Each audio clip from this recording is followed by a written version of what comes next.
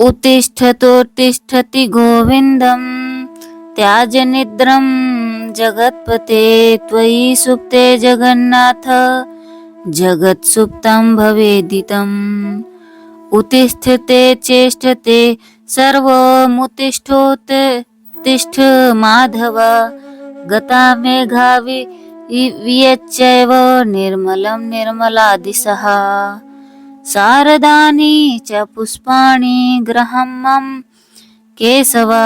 इन मंत्र का उच्चारण करें। हरे कृष्णा। तो सभी वैष्णव भक्तों को सादर प्रणाम है।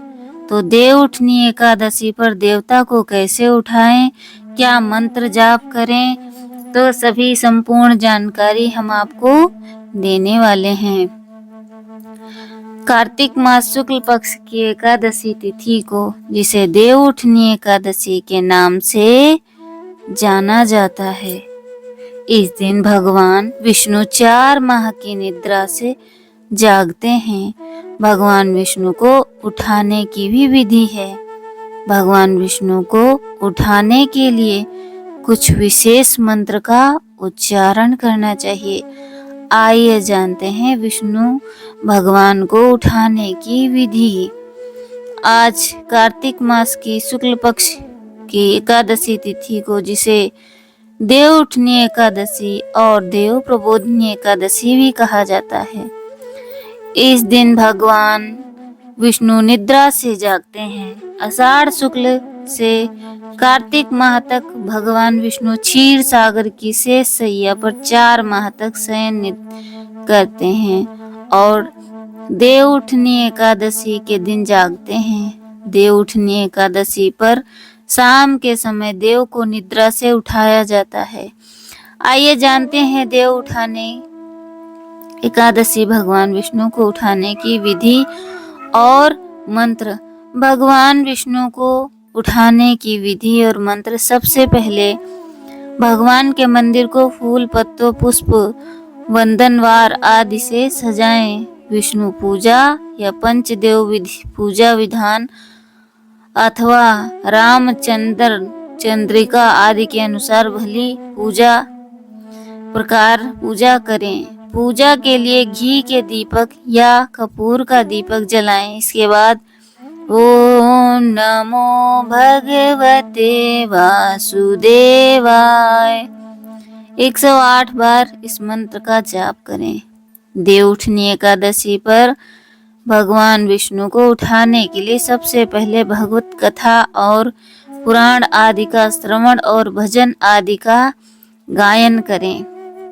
घंटा, शंख, मृदंग, नगाड़े और वीणा आदि का वादन और विविध प्रकार के देवोपम, खेल कूद, लीला और नाच आदि के द्वारा भगवान को जगाएं। उस समय शयन करते हुए हरि को जगाने के लिए सुभाषित, स्रोत पाठ, भगवत कथा और पुराण आदि श्रवण और भजन आदि का गायन, घंटा, शंख, मृदंग, नगाड़े और वीणा आदि का वादन, विविध प्रकार के खेल कूद आदि के द्वारा भगवान को जगाएं। साथ ही उत्तिष्ठ तिष्ठति गोविंद त्याज निद्रा जगत्पते त्वयि सुप्ते जगन्नाथ जगत सुप्तं भवेदिदम् उत्तिष्ठे चेष्टते सर्वमुत्तिष्ठति माधव गता मेघा वियच्चैव निर्मलं निर्मला दिशा शारदानि च पुष्पाणि गृहं मम केशव। इन मंत्र का उच्चारण करें। अनंततर भगवान के मंदिर अथवा सिंहासन को नाना प्रकार के लता पत्र फल पुष्प और बंधनवाद आदि से सजावें और विष्णु पूजा या पंचदेव पूजा विधान अथवा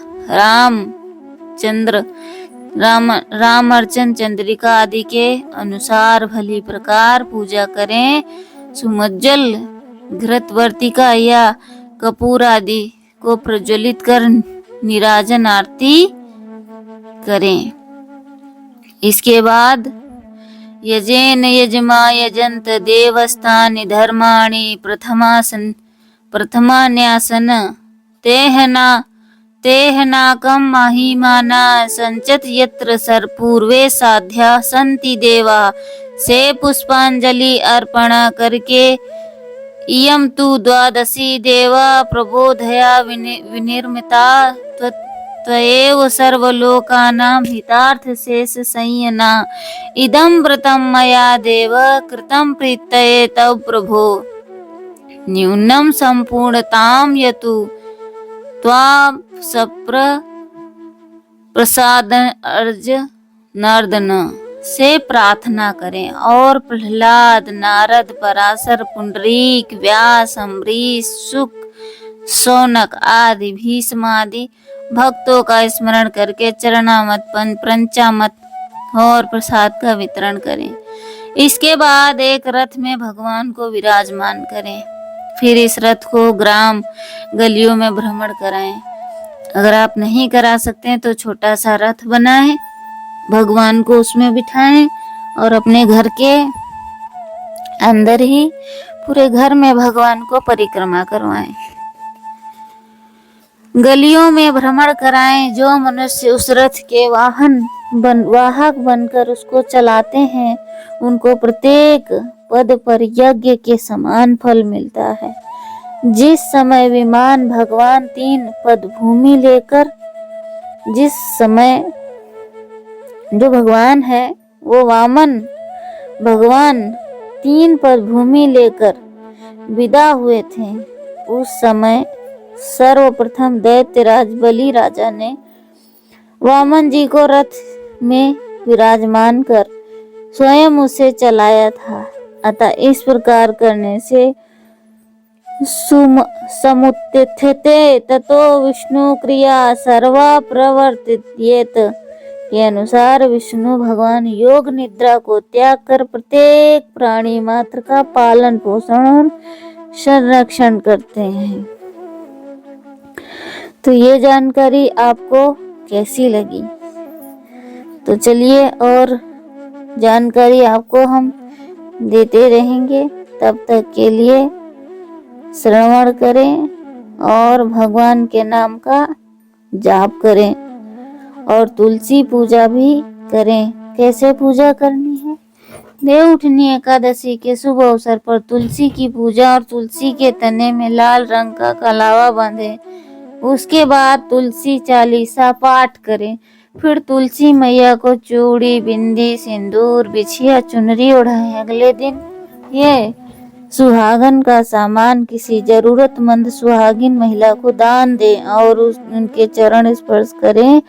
तुलसी के पौधे के सामने हाथ जोड़कर प्रार्थना करें। ऐसा करने से आपके दाम्पत्य जीवन में खुशहाली आती है और आपकी खूब तरक्की होती है।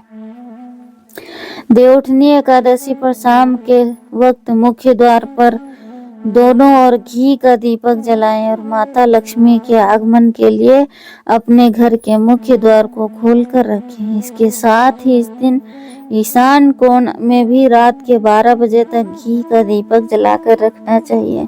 ईशान कोण घर का उत्तर पूर्व कोने को माना जाता है।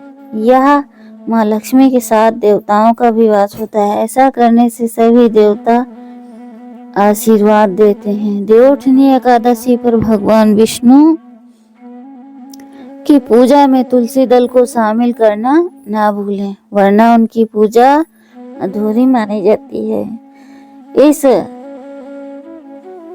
भगवान विष्णु को उनकी प्रिय वस्तु जैसे सिंघाड़ा, भगवान विष्णु को सिंघाड़ा प्रिय है, जैसे सिंघाड़ा, गन्ना, मूली, शकरकंदी और केले के फल जरूर चढ़ाना चाहिए। भगवान की पूजा के भोग में तुलसी पत्ती जरूर डालें। ऐसी मान्यता है कि जिस भोग में तुलसी दल नहीं होता श्री हरि उसको स्वीकार नहीं करते। देवउठनी एकादशी के दिन तुलसी माता को कच्चा दूध चढ़ाने से माता लक्ष्मी की कृपा मिलती है। साथ ही तुलसी के गमले में सामने घी का दीपक जलाना चाहिए। तुलसी आरती करनी चाहिए। 5 या 7 प्रदक्षिणा परिक्रमा करनी चाहिए और मंत्र बोलते हुए करना चाहिए। ऐसा करने से जीवन की सभी परेशानियां होती हैं दूर। देवउठनी एकादशी के दिन तुलसी की जड़ में गन्ने का रस भी चढ़ाना चाहिए। इस उपाय को करने से आपका आर्थिक संकट दूर होता है। देवउठनी एकादशी के दिन प्रदोष काल में तुलसी के सामने घी का दीपक जलाएं और तुलसी के पेड़ के चारों तरफ 11 परिक्रमा करें और फिर हाथ जोड़कर स्तुति करें। ऐसा करने से आपका जो काम पैसों की वजह से काफी समय से रुका है वह अचानक से धन का आगमन होने पर पूरा हो जाएगा। माँ लक्ष्मी आपके पूरे परिवार को सुखी और संपन्न रहने का आशीर्वाद देंगी। हरे कृष्णा।